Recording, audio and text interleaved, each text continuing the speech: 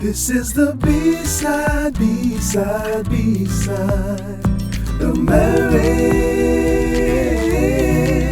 This is the B-side, B-side, B-side, the marriage.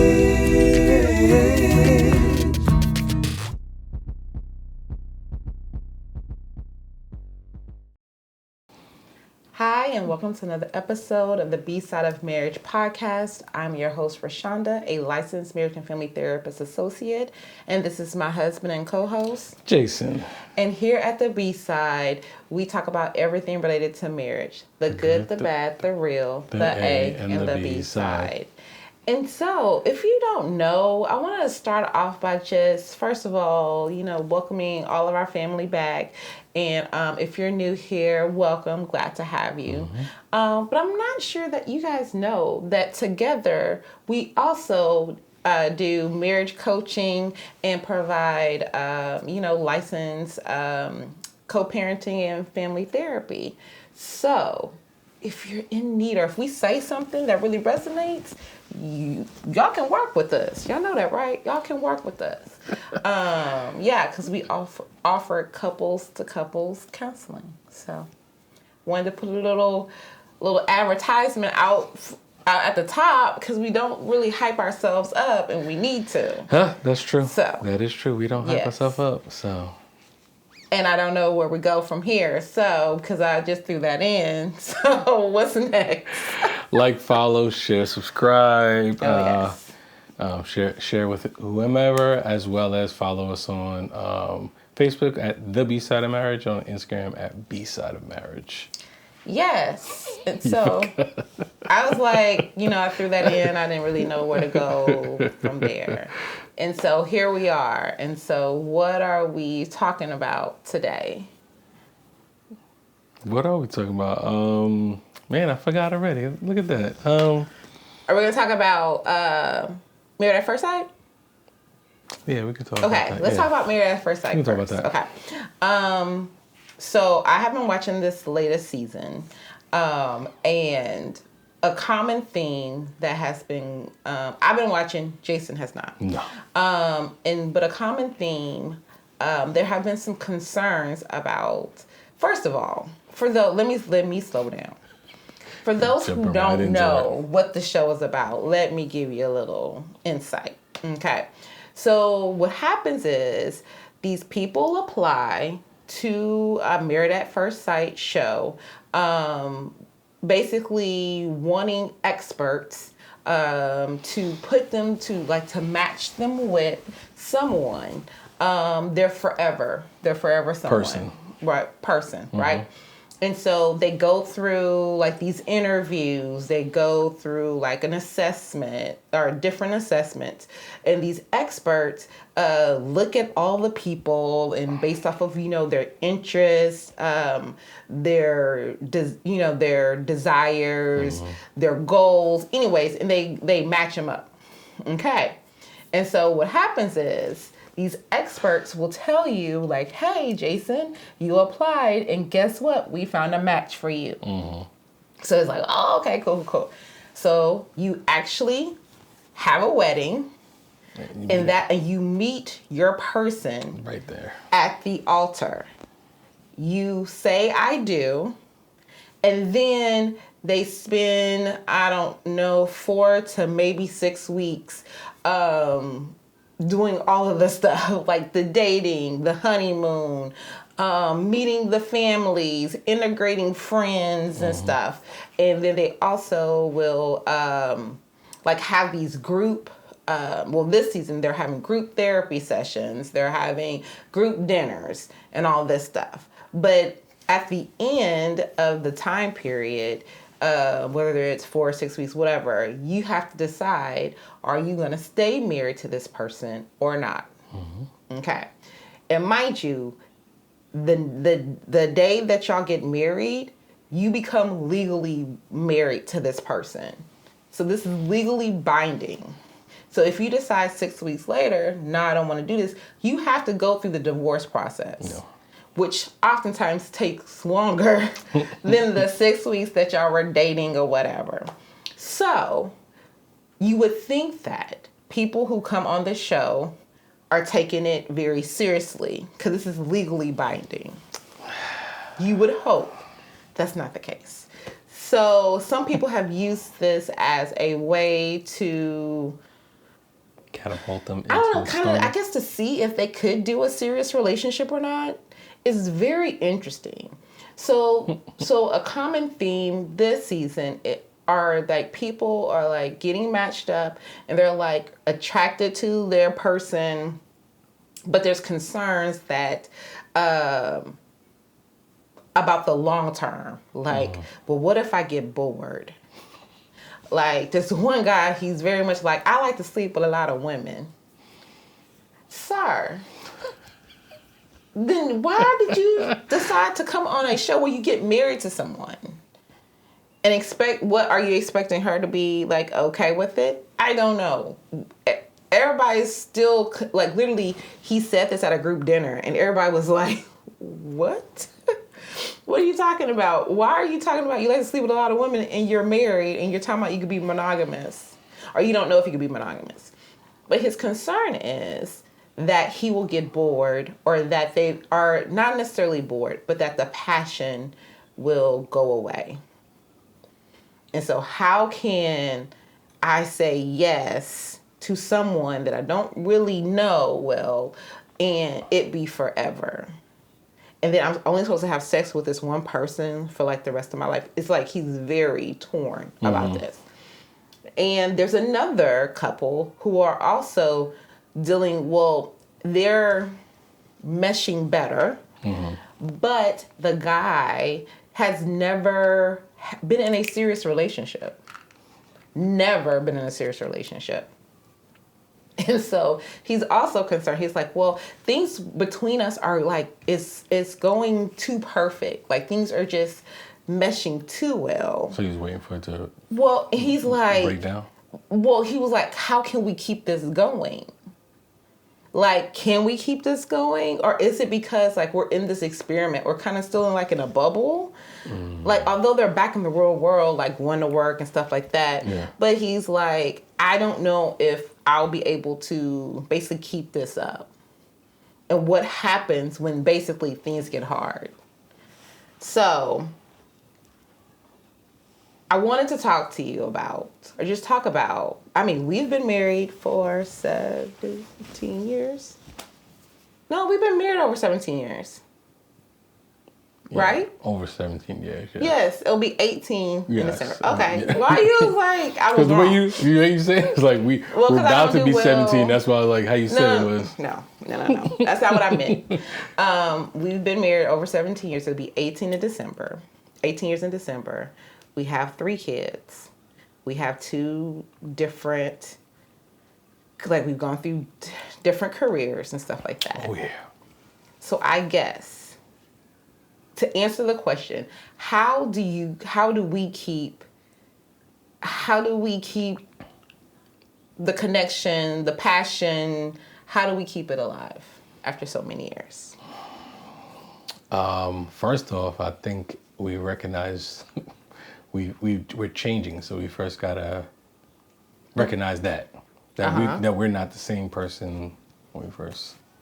When we first got married, we're not the same people. So we have to be able to change our perspective of where our partner is right now, rather than back then. Yes. And that's mentally and physically. Well, it's the truth. I'm not. Okay.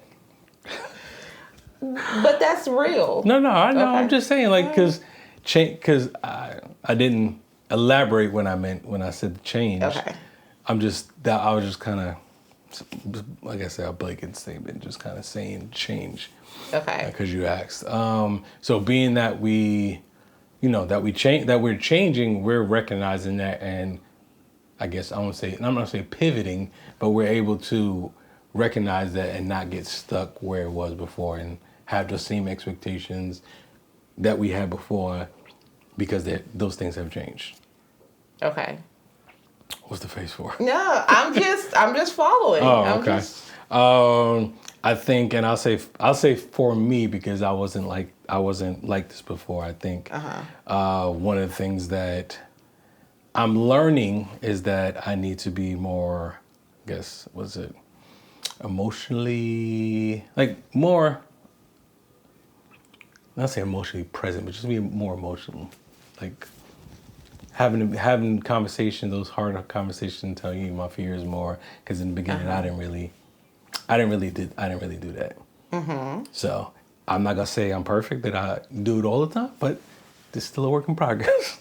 Yes. It's still a work in progress. So I think those are two main ones that come right up top of my head right away. Okay. And those are be open to change with, I'm saying, can you summarize what your two things are? Sorry. Yeah, so what I was saying is just like understanding our partners are changing through your relationship. Yes. You're not the same. So being able to understand, not say understand, but learn what is changing. Having those conversations, being able to talk to one another about, okay, what do you want to do differently? Or I just say, what do you want to do differently as a kind of blanket statement as well. But, understanding that, okay, maybe there's something I don't like doing anymore. I changed, I've changed my mind. Or that's one. And then being able to for me, and I'm not going to say for all men, I'm going to say for me, it was it's still sometimes difficult. I'm not gonna say it all the time, but it's difficult to really dig deep to really what am I thinking, what am I feeling about certain things. For me, I always just kind of like, okay, cool, I write it down and then I'm done with it. But now it's different, because that's kind of one of the things that that bring us closer, being able to be more transparent, more emotional. Not to say emotional, but more transparent and tell them about my feelings. More vulnerable. Yeah. So. Yeah. I definitely think one piece, I don't know if it's advice, but one... Device. Advice. I was like, device what? No, I said one piece of advice, but I said, I don't know if I would call it advice. Oh boy. It's going to be one of those kind of episodes, I see. Is that what you did to catch each other, you have to keep doing. Sure. Okay. Meaning you have to keep dating your spouse. Because once you, and by dating, not necessarily like, oh, we got to do the date nights, like, oh, we got to do dinner and a movie or whatever. Like, yeah, that's one aspect, but it's just like, when you're dating someone, you're truly trying to get to know them. And you're interested in oh, well, what do you like to do? And so you like really want to understand them more. I think what happens is that when you get married, and of course we're talking post honeymoon phase, because honeymoon phase, nobody can do anything wrong. It's you're walking on clouds. Yes, we're talking post honeymoon phase. When you decide to start a family, when finances change, or when you actually start to buying a house, have to deal with the reality of life, and when things start to be mundane. Yeah. Is those times where that it requires you to be more intentional. Because what we will tend to do, especially the more routine our lives get, or our day-to-day gets, we think that, oh, because it's routine, that means the passion is gone. Oh, because this is routine, I am bored. Yeah. Oh, because it's routine, then that means that it's because I know everything about this person. Like you said, change is going to come. Like, not only am I changing, you're changing as well. Correct. And so that by default causes the relationship to change. And the way we interact with each other has to evolve as we're both changing. When you said changing, I was saying in my head was like not so much change, but your relationship is evolving, and because I guess I know, but sometimes when people you say change, they always think of a negative concept. Sorry. What makes you think it's a negative? I didn't say me. I'm just saying that when people, okay, I say when people don't want to change, it's a negative connotation. Because this is just who I am, but they don't want, like, they're not wanting to change. So to them, that's negative.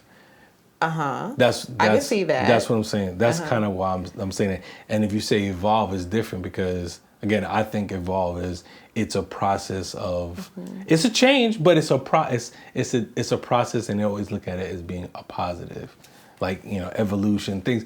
They always think of it as being positive. I agree, and also all change is not positive. That is true. All evolution is not positive. That's true. No. So that's why I'm like, change is change. The filter you place on that's something that you have to address, because regardless of if you don't want to change or not, the point of the matter is you can choose to change or not, and that doesn't mean that change stops.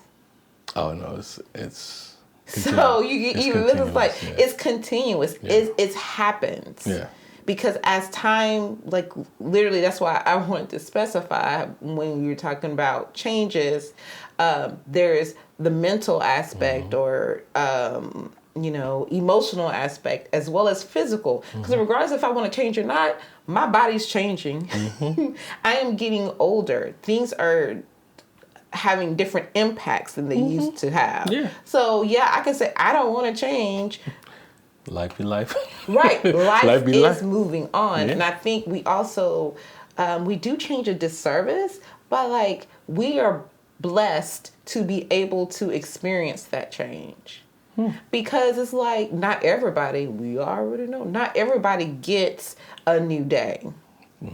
Yeah. So with that new day it's going to be something different. Everything is not going to flow like we wanted to. Everything's not going to flow like it did yesterday.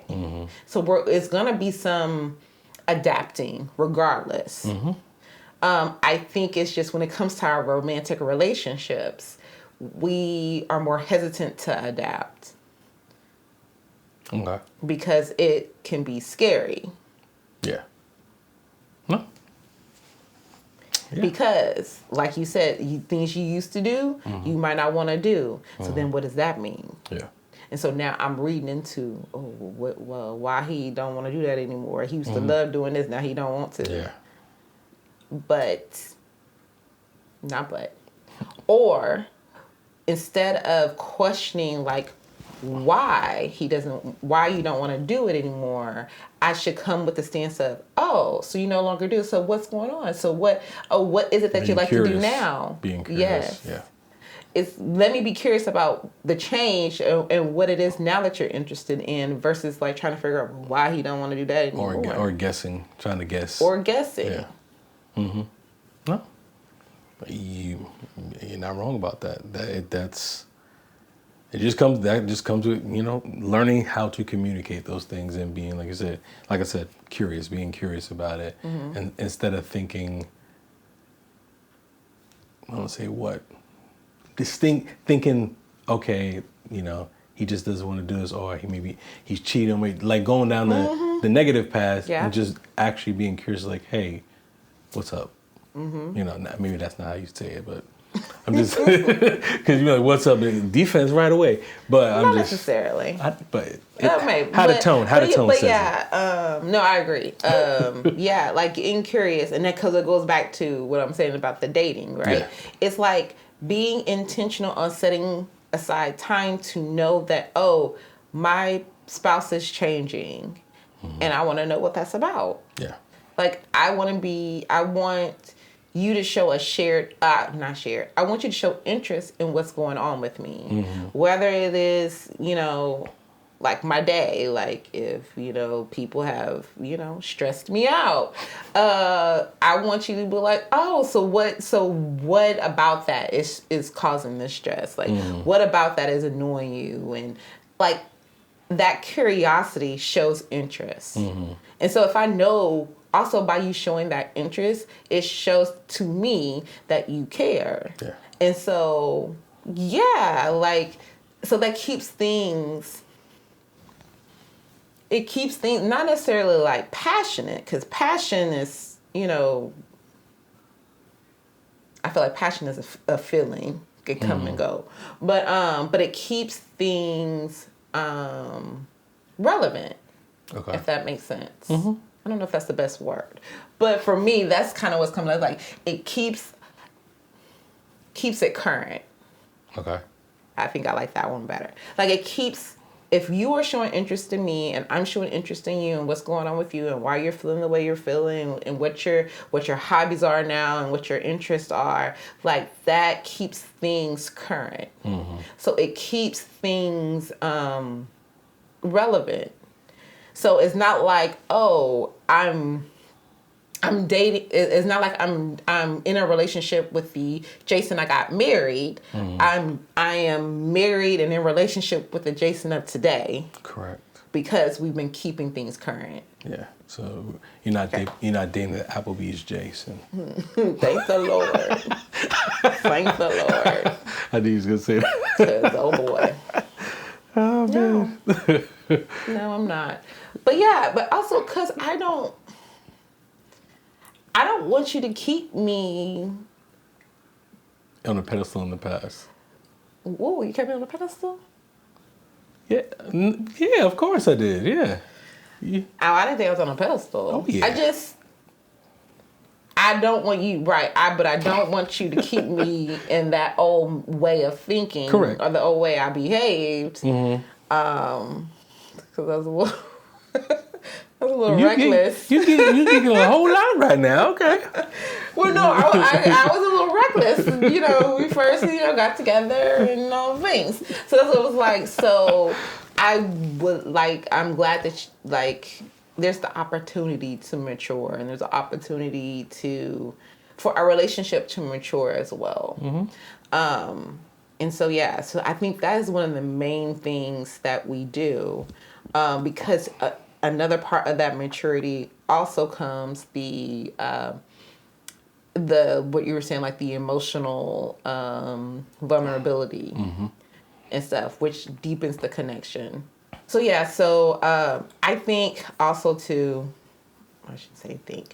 I think I'm gonna say it again, right? You just said it. Let me try again.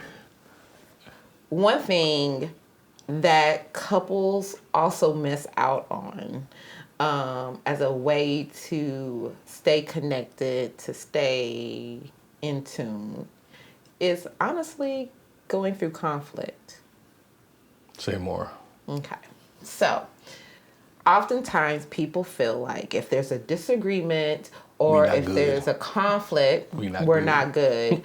They think that, and that's why it's very important how you approach disagreements and conflict.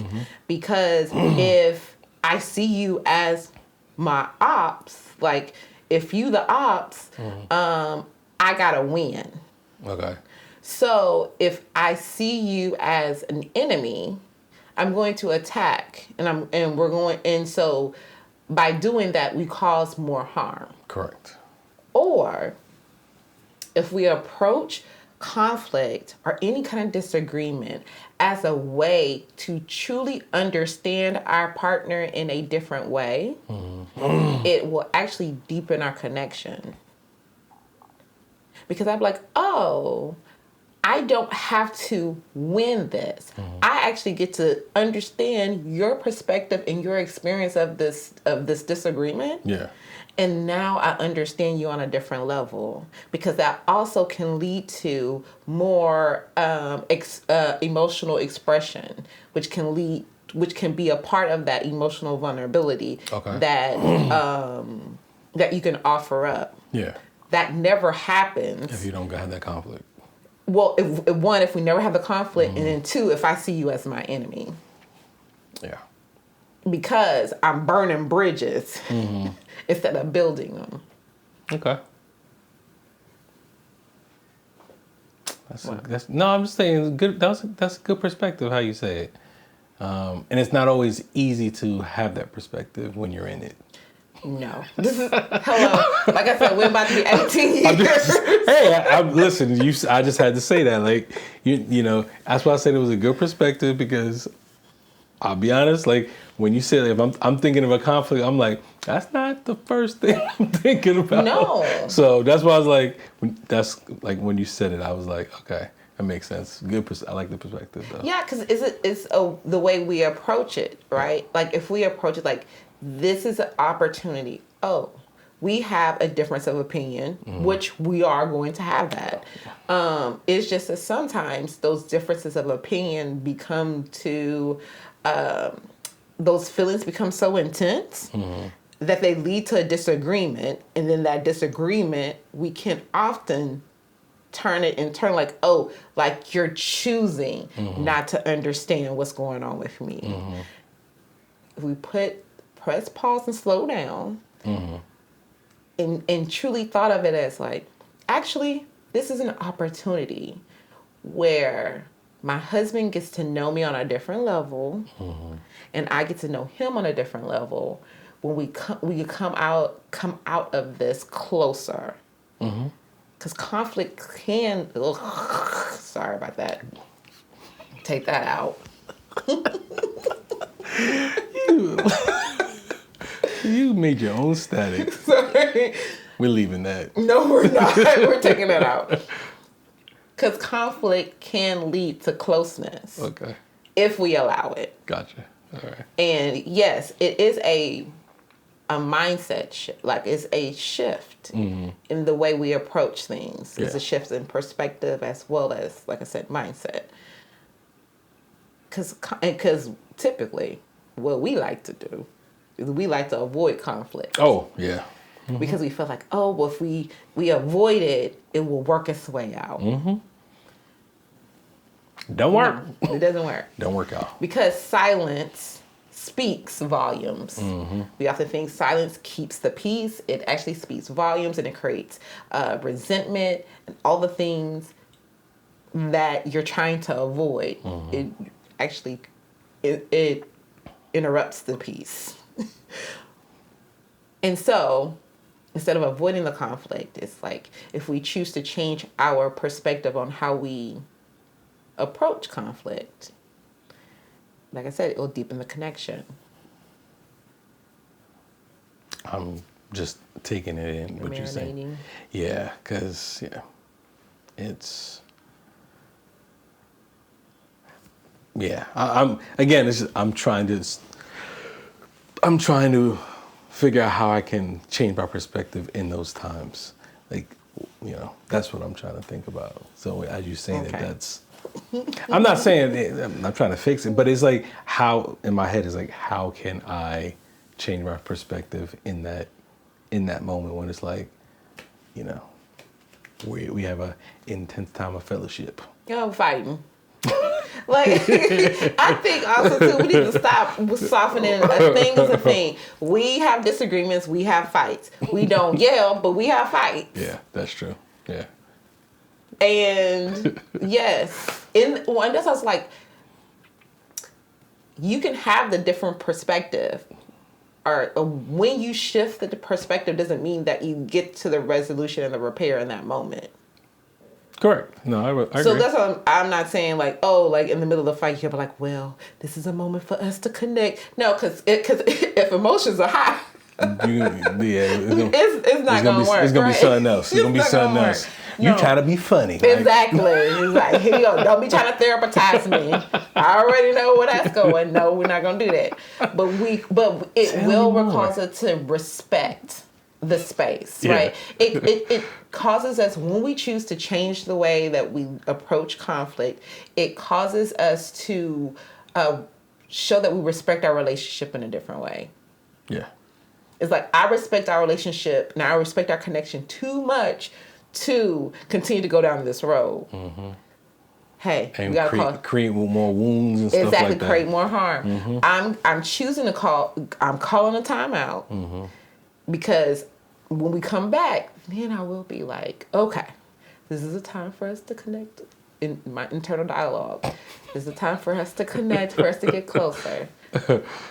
Let me be open to understanding what's going on with him and ask him to be the same for me. Yeah. But yeah. And that's what it's like. So this is why we're almost 18 years in. I would say 17 and a half. No. 19 years together, almost 18 years. Yeah. And Actually, that's why. No. It's longer now. I don't think about it. It's not 19. Cause we was together 2 years before we got married. So we we've been together, engaged, and then we've been together for 20 years. So yeah. Oh, bless us, Lord Jesus.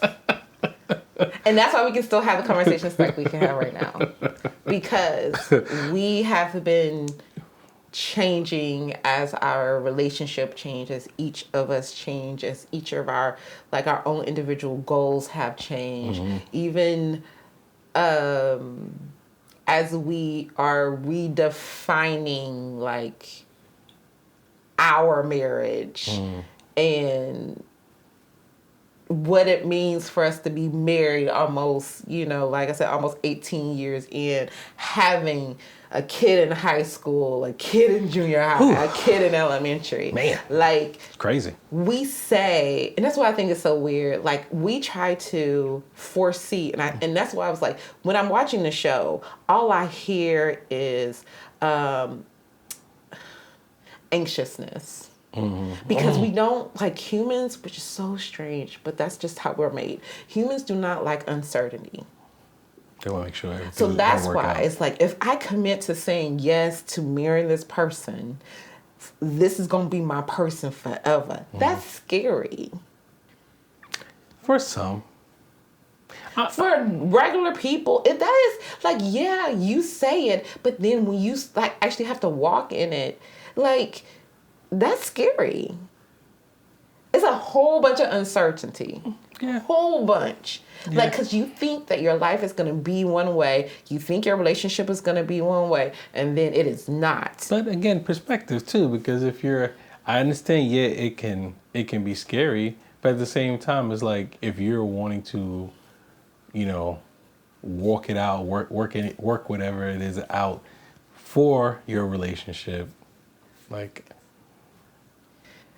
But that's also putting a lot of trust in someone else, because you can only do your part. No, that's true. That's true. This is it's very unsettling to think about.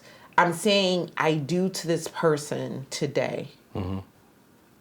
Okay, I'm saying I do to this person today, and then I literally have to say I do to this person every day, because who knows what's going to happen 5 years down the road, 10 years.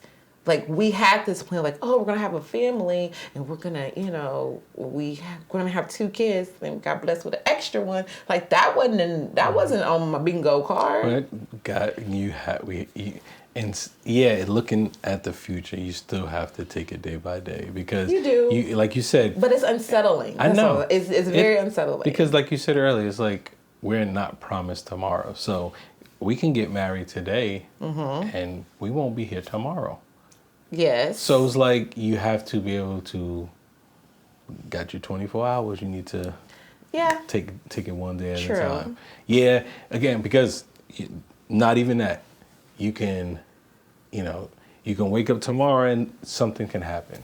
There's so many things. That's what I'm saying. There's our lives are more uncertain and more guaranteed of change than anything else. Yeah. And that can be unsettling, even when you think that one thing's going to play out the way that, us having kids and our kids growing and being at this stage, although it was an idea, the fact that I'm living it, you living it. it's just weird. And it's different and it's not as I expected. And so it's like, okay, so I'm dealing with that as well as making sure like we stay connected. It's a lot. That's all I'm saying. And there's no manual for all of this. There's no manual. No. There's no manual for none of this. So that's a topic for another day. But yeah, so anyways, so all I'm saying is I get, especially because at least with us, we got to choose each other. They're relying on experts, they're relying on experts to put them with somebody. I understand it, but also don't get on the show if you're not willing to say. You're not gonna be serious. Well, if you're willing, if you're not willing to say this is scary to me, but I'm trying to do. I'm gonna try to do this every day. Commit to you. Yeah. Not be like. But if the grass looks greener, I might go tip my toe over there, but I might come back. And just leave her. That's like, she's just like, what am I supposed to do with that? Am I just supposed to sit here and wait until you decide what you're going to do? You don't know what's in that grass. The grass is only it's going to be green for a little while and then that could be turf. It ain't going to be water. It's going to get brown. Like, yeah. But it could be turf. It could be spray paint. You can do all kinds of things now. You know, the art, like the people come, you know, we have a neighbor. I digress. Quick story. We have a neighbor whose grass stays green even in the winter, entire year round. Found out they doing some things to it because they're manipulating so that they can have green grass. Correct. Now, do you want the real thing or do you want chemically altered situations? Natural. Exactly. Natural. So okay, I'm all done. What? We just did that. And with that, like you that's just, all I got. That's all I got. I can't think of that movie. It's like they talking. Okay, I'm done. Like it just like they're. I forget what. I don't know. I forget. You know about with movies, but yeah, it might have been on SNL. I don't know. Yeah, that's all I had. So. All right. I guess sum it up or you got any advanced tips or anything or no? The marriage advanced tip is to choose each other every day. And be intentional. Be intentional about it. Is it hard? Yes. Are some days going to be easier than others? Yes. Like literally all of it. You never know. But every day, choose to be intentional on loving this person the way that they want to be loved. And being able to, it's the team. It's a team aspect. It's like, we're doing this together. We're going to weather whatever storm together. We're going to be on the mountain highs together. So it's just like every day, how can I be intentional about making sure that we're doing this together? Okay. All right. Well. That's it. Easy peasy, lemon squeezy. I just forgot what I was supposed to say. Okay. Like always, follow, share, subscribe. Leave a comment, let us know what you think about, the topic, and I guess until next week. Because remember, the real work begins at I do. Peace.